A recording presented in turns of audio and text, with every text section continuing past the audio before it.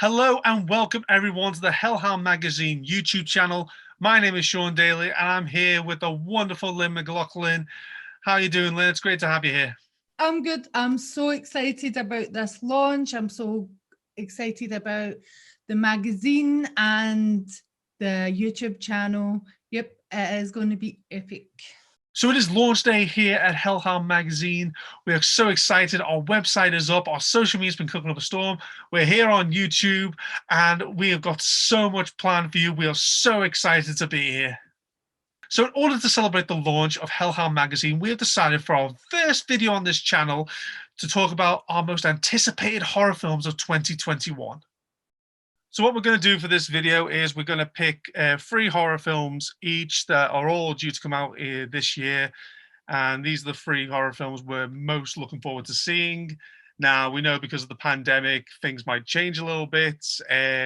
Things might get delayed. But at the moment, these films we've all picked are definitely meant to be coming out this year. And I know, obviously, we've missed a good chunk of basically January and a good chunk of February. We'll hopefully tackle those films in separate videos, but for now we are just like picking films that are due to come out later this year. So I think the best way to do it is if we just go one after the other. So I can get, if you want to go first, Lynn, and then I'll go for next, and then we'll just go literally back and forth between each other, and we'll take it from there. So what is your first film that you're looking forward to seeing this year?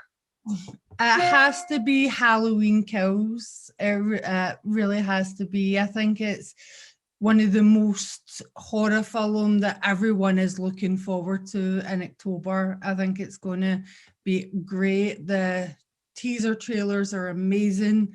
You know, they're introducing new cast to the story. I'm really, really looking forward to it. It's going to be epic. Brilliant. So with regards to obviously Halloween Kills, do you think it's just going to be another Mike Myers killing people kind of flick, or do you think there's going to be something different about it compared to the past films and obviously the recent film that came out? I don't know, because the teaser trailers are not really telling us much what's going to happen. So I don't know, maybe I do feel like it probably is going to be, Laurie against Michael, trying to kill him once and for all sort of thing. I do wish that they do something a wee bit different, maybe, step it up. Maybe, you never know, maybe in Halloween Kills, they might do a wee twist thing where Laurie is actually her brother and she just finds out. I don't know. I hope they do that. I want them to keep the same timeline as the originals, but it is a complete different reboot. So I don't know. I just hope it's something a bit different, because Halloween 2018 it came out, wasn't it? Yeah, I think it came out 2018. It was a wee bit generic, because we've seen that kind of story before. It's just kind of the same kind of pace. So I'm hoping there is a wee bit, a bit more of elements of surprise with Halloween Kills. So what about you? What is your number one that you're looking forward to? All right, the one I'm looking for, one of the films I'm looking forward to this year is The Conjuring 3, which is also known as The Devil Made Me Do It. I just looked into it, and it was one of the obvious ones that everyone was saying is going to come out this year. And obviously, the Conjuring universe is really big, with obviously The Nun, Annabelle, all the spin-offs and all the sequels and everything like that. But I think this one interests me the most because it seems like it's going away from the haunted house vibe that the first 2 films had, because it's going on the Arnie Johnson story, which was basically about, like, if I look at my notes here, apparently it was about an American who was on trial for murder, and his defense was that he was possessed by a demon when he basically killed the person, and therefore he didn't have any control of himself when the murder happened, so therefore he is not responsible for it. And apparently Ed and Lorraine Warren had played their roles. Apparently, something to do with the defendant's like younger stepbrother was possessed, and they came and performed the exorcism, or were there for the exorcism and everything like that. And the demon might have transferred into this Arnie Johnson guy, and therefore Ed and Lorraine Warren have got to like investigate it more. But it's kind of got the vibe, because there was only really one video that came out about it. It's a first look at it, and they were really talking about like what's meant to be different about this one. And it looks like it's going to be like more of a court case thing. So so I mean, you've seen all these scenes being filmed of like people in court and stuff like that, and so a bit like Emily Rose, sort of thing, the exorcism of Emily Rose, where half of it was in a courtroom.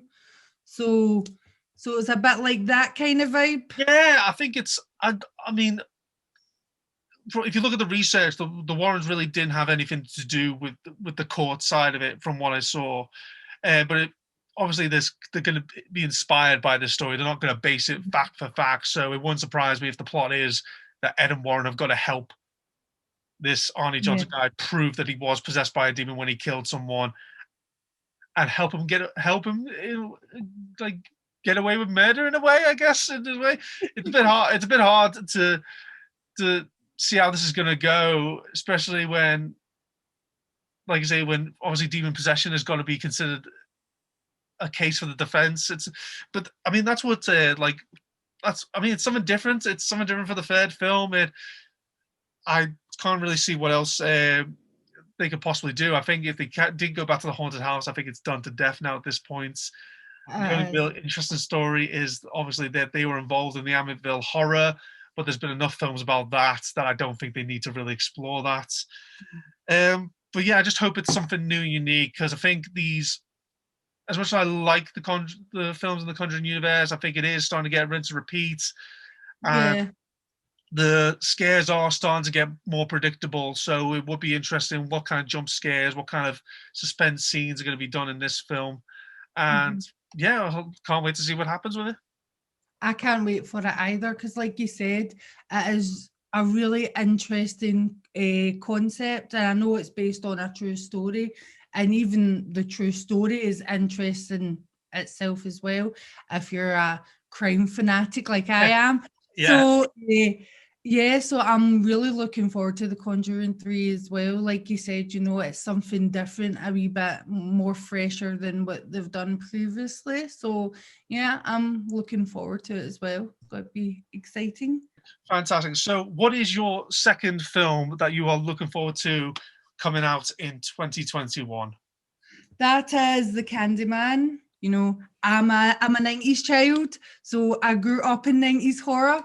So, and Candyman was one of those films that was a must watch when I was around about 10, I think, when it came out. So, and in school, everyone talked about it. Everyone was, saying his name in front of the mirror. It's just one of those nostalgia classics. So I'm really looking forward to this. And I'm looking forward to Jordan Peele's take on it as well, because, with him with the Us and Get Out, I'm looking forward to what he brings to the Candyman franchise. So I'm really looking forward to that. Plus, we get Tony Todd back, so that's a huge plus as well.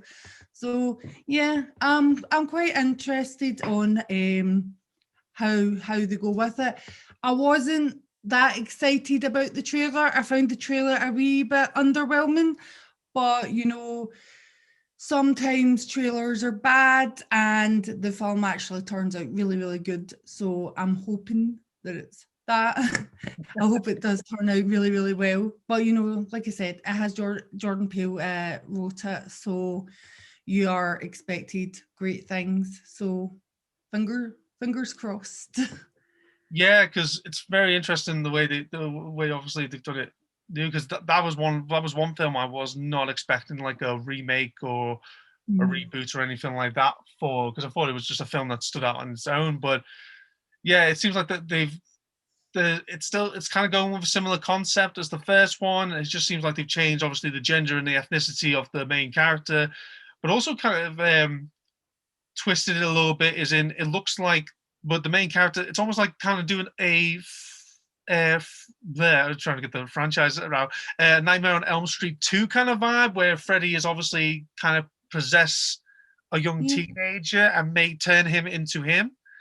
And it looks like Mhm. it's kind of going with this vibe as well. That like the main character is almost in a way becoming Candyman. It's almost like he's becoming the new vessel for the Candyman, which it's an interesting way to look at it. I'll be interested in how it goes, obviously, with because the guy's got a life, he's got a girlfriend, he's got a career and everything. So it'll be interesting how that affects him. Obviously, yeah, with the trailers showing and everything like that, it kind of, I think it was just kind of there to just give you a little bit of a spook. Though I do think the Beyonce song did kind of take me out of it a little bit. When I was hearing when I was hearing a creepy version of "Say My Name," it was just a bit like I'm thinking Beyonce here. I'm thinking Destiny's Child here. That's the last thing I'm be thinking of when I'm watching a Candyman trailer. A But spooky version of Say yeah, My Name. I think it seems to be a thing that trailers are doing is like getting spooky versions of like pop culture songs and thinking that will work. I think, but yeah, it looks good. Yeah, like I say, Jordan Peele's writing it. He did Us and Get Out, so he is a staple of horror now. And yeah, I'm really interested because he is a good writer. If there's one thing I'll say, he's a really good writer. I do feel like some of his execution of some of his horror films might be a little bit overhyped, but I still Mhm. think he's a good writer and a good filmmaker overall. Is there anything you think they might do differently for this version? Oh, oh, I don't know. I'm hoping they do. Like you said, I like how it's different this time, where it is a male protagonist instead of a female protagonist. I like that concept, and I like how they've took a different turn with the story as well. So I'm looking forward to seeing that and how they do that. But yeah, I'm just looking forward to it. I just have to wait and see before I go judgmental and write up my review for it. But as I'm looking forward to it, and I do hope they do it justice because like I said, Candyman is an absolute classic. So I just hope that they do it justice. So, what is your second one? Right, my second one is funny enough a sequel to a film I literally watched just recently because I actually haven't seen this film so far. It's A Quiet Place Part 2. It has been delayed a lot. It was meant to come out yet last year. I don't know if it has come out in in any certain countries last year, but as far as I know, for us in the UK, it's meant to be coming out September this year. So yeah, it's meant to be a continuation of the first film, straight on from the first film. It looks like they are leaving their home, having to explore the world that they're in, and they seem to meet up with new people who are going through exactly what they're going through. I'm really intrigued because when I watched the first film, I think one of the criticisms I had was I wanted to see more of the world. I think they did a great job with the way they established the way they have to survive with the sign language, walking barefoot on the sandpaths, and basically staying as quiet as they possibly can so these creatures can't kill them. But Mhm. I think we only got to see like little bits. The only real things we saw was them going to get supplies, and that was really it. We kind of got a glimpse of what other people were going through in parts of the film, but I wanted to just see a bit more of how they were surviving and how they were getting through it because once we got there, we were kind of into it now. And I will admit, when I watched it, my mind was thinking, oh, like was going, stop being so stupid with some of these characters. There were some bits and pieces where I was just like, why are you doing that? You know you can't do that. But it is what it is. I still enjoyed the film. I loved its uniqueness of basically keeping things quiet, the lack of sound, bringing the suspense to the tension. And yeah, I think where what the pregnancy scene was the bit that got me. Just the fact that it was intense. The fact that she had to keep quiet about it. The fact that she All was right. there, but she had to keep it zip. I was thinking, no, there's no way. It's got a vibe of it's going to explore more of who are the real monsters kind of vibe. Is it the creatures, or is it the people that are surviving and maybe have been, maybe basically this is too much for them and they've gone completely psycho or mental, something like that. That's kind of the vibe it's giving me. Yeah, I can't really talk much about it because I haven't seen the first one. It's all So right. I've Get not on seen the it. first one. It is on my list though. It is on my watch list on Prime, so I will give it a watch before the sequel comes out. But I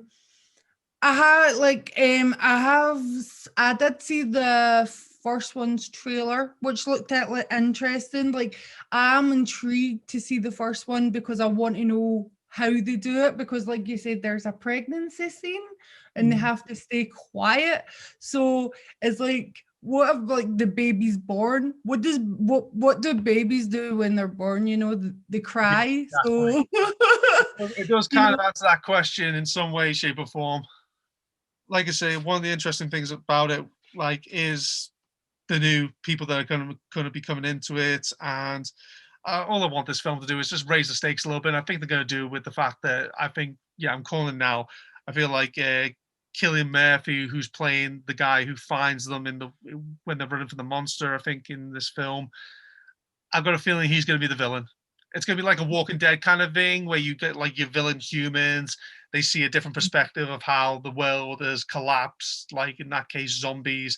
In this case, creatures who can only track you through sound. So it feels like he's going to like be a little cuckoo for Cocoa Puffs here and probably end up being the villain of the piece. mhm.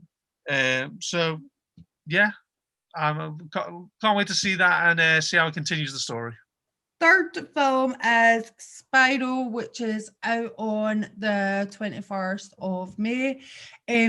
Which is interesting about Spiral because we don't really know what this film is, because it is connected to Saw, but like the creator, Josh Josh Stolberg, I had to check his name there. Josh Stolberg did say it's not a reboot and it's not a remake and it's not a direct sequel either to the franchise. So it leaves us with that question, doesn't it? Like, what is Yeah, it? exactly. because we do know it is connected to the Saw films, but why and how, that is our burning question. So I do think this film, like a lot of people are looking forward to this film just to know what the hell is going on with it, you know. Yeah, definitely. It's interesting as well. I think one of the big aspects of it is the fact that it's starring Chris Rock. Yes. And when you think of Saw, you don't think of Chris Rock. You don't even think of Chris Rock in horror films.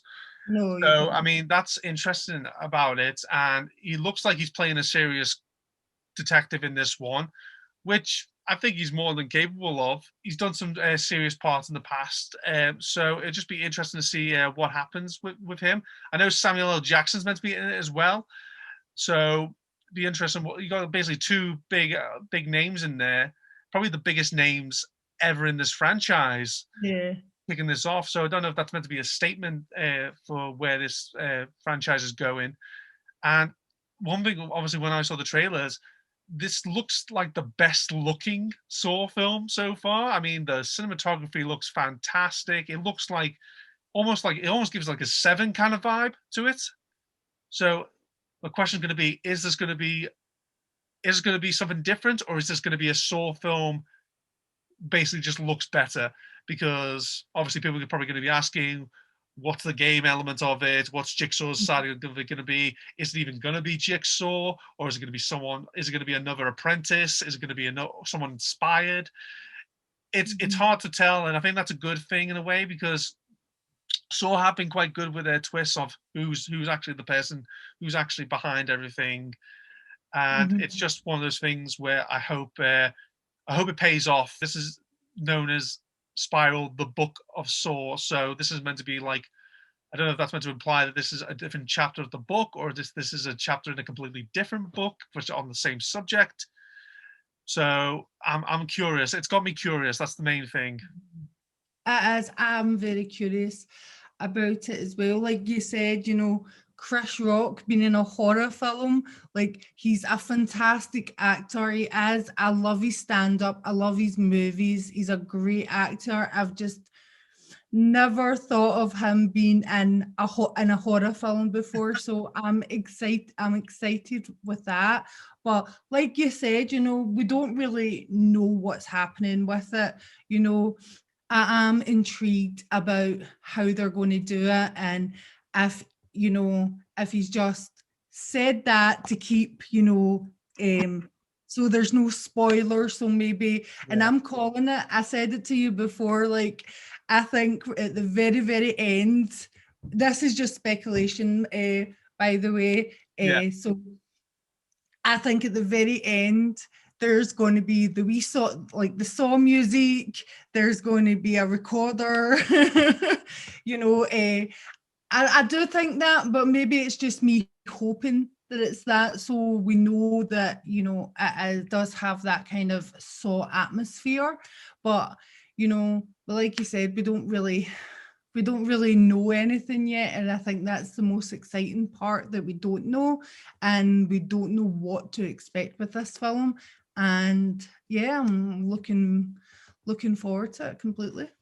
So Shaun, why don't you tell me your third film that you're most looking forward to? Right. So this one I'm going to actually have to like adjust my notes with, but the name of this film is One Night in Soho, and it just intrigued me because it's directed by Edgar Wright, who's brought us stuff like Shaun the Dead, Hot Fuzz, The World's End, Baby Driver, just to name a few. And he seems to be he's going to dive back into horror for this film. And like I said, I've got the synopsis here, but apparently it's meant to be, excuse me, about a young girl who is passionate about fashion design, is apparently mysteriously able to travel back to the 1960s, which is the time period she's really passionate about. And she encounters her idol, who is a dazzling wannabe singer. And from this line here, apparently our young girl is going to find out that in 1960s London, not everything is what it seems, and time seems to fall apart to shady consequences. So Okay. the vibe I'm getting, I mean, there's absolutely near enough nothing on this really, except for images, behind the scenes stuff, and articles from Edgar Wright talking about the film. Trailer has not come out, but this film is meant to be coming out in April this year. Yeah, because I've not heard anything, to be honest, I've not heard anything about it at all. I only knew about it because you told me about it. So that is the only reason why I know this film is coming out this year. I've not heard anything about it. And I'm interested of what type of film it's going to be, because it doesn't really sound horror-y. Mm. So is it, you know, because he is well known for like Shaun of the Dead and stuff like that, is it going to be like a comedy kind of horror, or Funny enough, like from the interviews that I've read and everything like that, it sounds like it's not going to be your typical Edgar Wright film. It's apparently meant to be a psychological horror, so that's why it doesn't probably have the sound of a typical horror. It doesn't sound like it's going to have its usual, like the usual Edgar Wright quips and funny scenes that they even threw into his horror films. It sounds like it's going to be a lot darker and deeper kind of film that's probably going to explore its themes and ideas a lot more.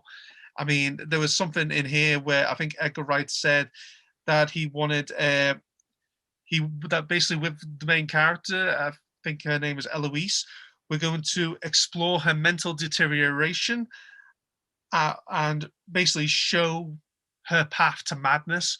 So I don't know if it's more of a vibe of she's traveled to the 1960s with an expectation of thinking everything's going to be glitz and glamour and everything's going to be brilliant, and it's actually gone into the 1960s London and is basically experiencing the side of it you don't see, because apparently Soho is the name of the London red light district, at least back then. Yeah. So I don't know if they're going to be exploring like the seedy underbelly of Mhm. 1960s London, and basically show that everything isn't as glamorous as basically the main character thought it would be, and that might play on her quite a bit. So it's Yeah. it's interesting, because it does sound like it is going to be a complete depart from his previous work, and that's one of the things that interests me about it. I'd say from what I've heard, it sounds like something a bit more original, which always craving for is a bit more originality in, especially Mhm. in horror. The fact that it's going to be a psychological horror probably means we're not going to get as many jump scares. Probably not as much. Probably I don't know if we'll actually get any gore in this, Yeah. unlike like Shaun of the Dead, even Hot Fuzz and stuff like that. But yeah, I think the only other thing that really interests me is obviously because Edgar Wright has a defining visual style for his films. You can identify an Edgar Wright film immediately. And if he's going to be doing something different, I'm interested to see how this is going to be visually. Because looking obviously at the behind the scenes stuff and some of the photos that have come out, it does look like it's going to be visually interesting, at least in that aspect. So that's something I'm looking forward to. So those are our most anticipated horror films of 2021. If there are any films we've missed out, please let us know in the comments below. And if there's anything else you'd love us to do, please let us know there too. We've got so much planned ahead. We've got reviews, we've got discussions like we've had today. We're going to have constant updates on books, films, TVs. There is so much we've got planned, and we are so excited for what is to come. If you want to stay up to date and have access to all our content, all you have to do is stab that like button, slash that subscribe button, and you'll be constantly in the know. Also, guys, if you want to, you can follow us on Instagram and Twitter. Links will be in the description below, as well as our website, www.hellhoundmagazine.com. So go check out the website, guys. There's so much amazing content on there. You're going to absolutely love it. There's even an opportunity for you to submit your own short horror story. All you have to do is go on the website, go to the submit section, and follow the terms and conditions, and you could see your very own short horror story published on the website to be read by hundreds, thousands, God knows how many. It's absolutely incredible. Like I say, if you have your own short horror story, please submit it. We'd love to read it. We might even read some out here on the channel. So get submitting, guys. And that is it, guys. That is our first video here at Hellhound Magazine. We hope you've enjoyed it, and hopefully you'll stick around to see more videos we bring you. That is really it. The only thing we've got left to say is stay safe, stay sane, and until next time, we'll see you soon. Bye now. Bye.